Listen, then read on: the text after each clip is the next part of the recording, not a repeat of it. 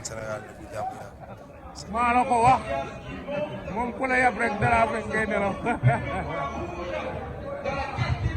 Super lourd avec un poids de 147,5 kilos.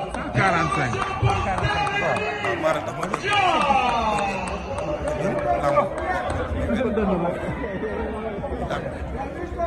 Tu as problème. Les défis sont lancés, les provocations à l'appui. Le Camerounais a le problème. L'électricité dans l'air. Le Camerounais a le Attention problème. messieurs, le rendez-vous c'est demain 30 novembre à partir de 19h. Bilal yi nga jàmm. Au moment d'Abidjan pour cette catégorie des super lourds. Des ovations pour les accompagner. Des ovations, mesdames et messieurs.